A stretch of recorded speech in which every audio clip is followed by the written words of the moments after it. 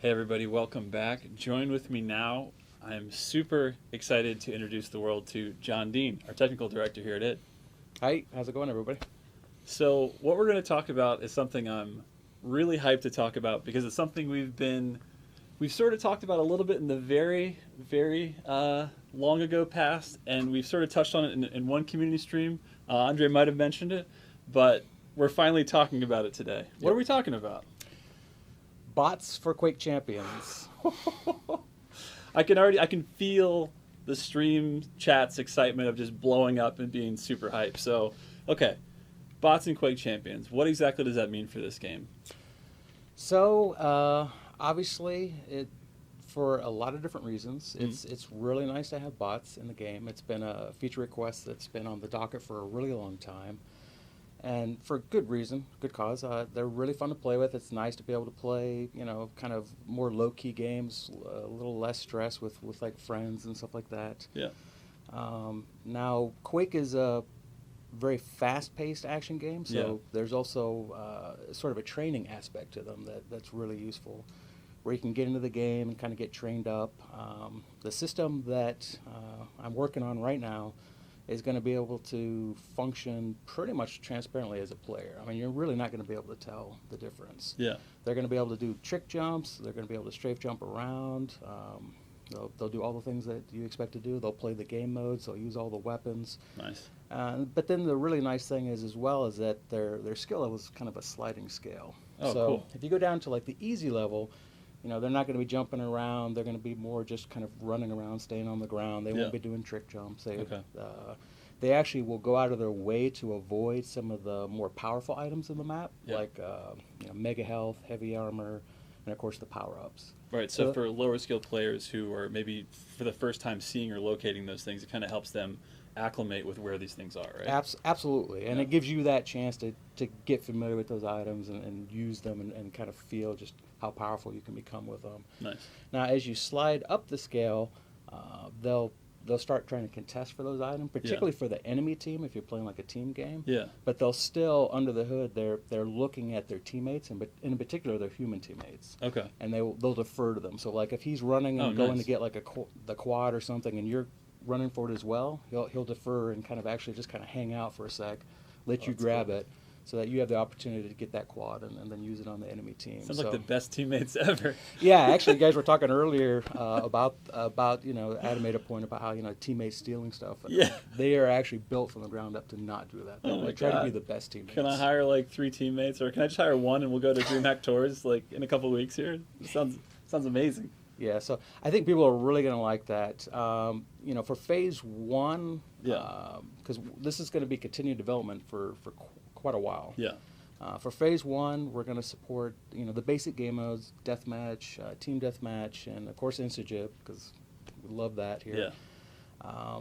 Phase 2. Real quick, for phase 1, they will play all the champions and use all the weapons. Nice. They won't use the abilities, though, for phase 1. Right. For phase 2, they will start using the abilities for the champions. We'll start rolling in more and more champion support. And we'll also have support for more of the game modes. Oh, awesome. So the game modes like Sacrifice and anything else that comes down now or in the future will also be supported, completely supported. And also for any new champions that we ever roll out, they'll also have complete and full support when the champion rolls out there. Man, this is hype. And just so to back up for 2 seconds here, for a lot of people who might not know, this is not your first, go at doing bots in an id Software title, is it? No, actually. So, pretty much since Quake 1, I've been making mods. I mean, I fell in love with Quake. It was the most amazing game I'd ever seen in my life. And it really is what got me on the road to this industry. That's awesome. So, and one of the first mods that I did was like an AI mod with the monsters, making them a little tougher and then reaction times faster. And then I kind of went like, well, it's kind of cool playing with the monsters, but I really wish I could play with people. And at the time, I had like a terrible internet connection, so there was no way I was going to be able to play with anyone else. So I just started working on bots. I'm like, okay, well, I'll run around and play with bots and like the deathmatch maps, and it just kind of evolved from there. Pretty much every Quake game, I made some kind of mod, or whether it was for like the different clans I was a part of, or just for kind of my own personal use, or giving them out to friends at university. And then that kind of rolled into me really upping it for Return to Castle Wolfenstein multiplayer. Oh, nice. And Wolf Enemy Territory, which were Quake 3 based engines. Yeah. And that really kind of hit the next level. Yeah. And that's actually what got me the notice of Robert Duffy here at id Software. Oh, very cool. He played them and he was like, holy shit, this is pretty amazing. So I just get an email out one day like, hey, you want to make some stuff for us? Oh my God, that's like dream come true scenario. You bet. You're like, I'm just having fun. Like, yeah, I guess I'll get paid to do that. Yeah. It's like, oh yeah, you want to pay me? Sure, you know. So I got down here lickety split, and then, started off. They wanted me to do bots for Quick Wars, which we did, and which is actually that's pretty elaborate because there was a lot more players in that too, right? A lot more players, and you're also looking at like a square mile map. So and then you got vehicles.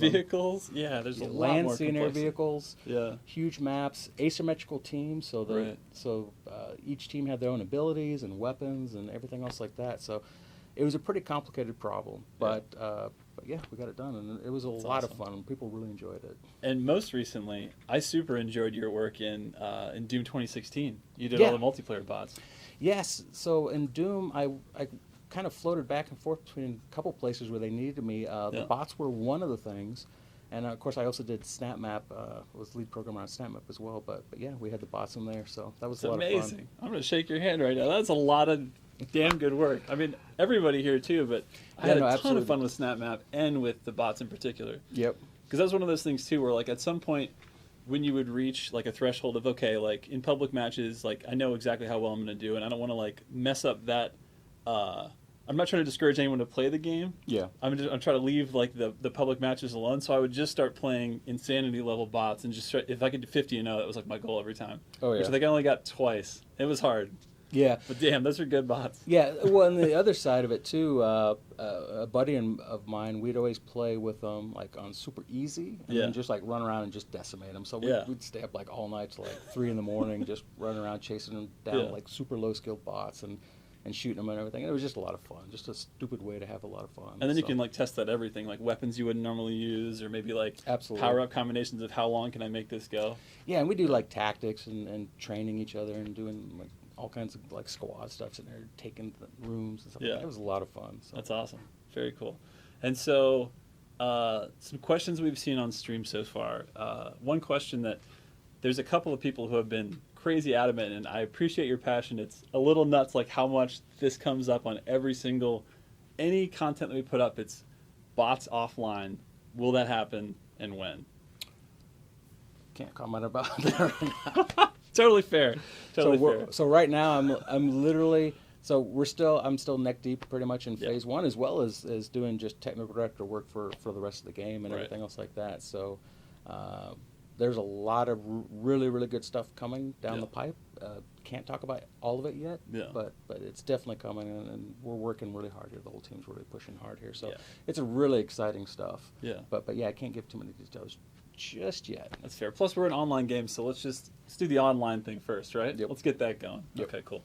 And of course, like when do bots come? I don't know if we can elaborate on phase 1 of that a little bit, or is that still something that we're... That's another one of those things still coming down the pipe. We're still kind of working out the details, but it's soon. Yeah. Like we're crunching hard here. Yeah. Getting it out. So. Yeah. And to be fair, I played them in office, and they're amazing. Like.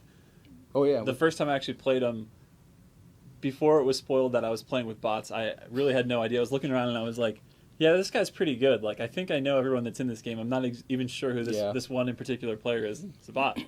Yeah, it was actually so kudos. It was actually our producer's idea, Kevin Cloud, to say, hey, have the bots have the same names of all the players and like mix and match them together, and see if anyone can tell the difference. So I set that up, so their names were the same as everyone else's, and it was like nobody could tell. That's awesome. So that's always the good test there. Yeah. If you can't tell the difference, then we're doing our job, and you're going to have fun because they're not. The fact that their AI aren't going to get in the way of your experience, you're just going to have a really good time. Definitely. And then someone was asking, will the bots be like Quake 3 and have pointless chat conversations? No. No more back chat of smack talk of bots all the time?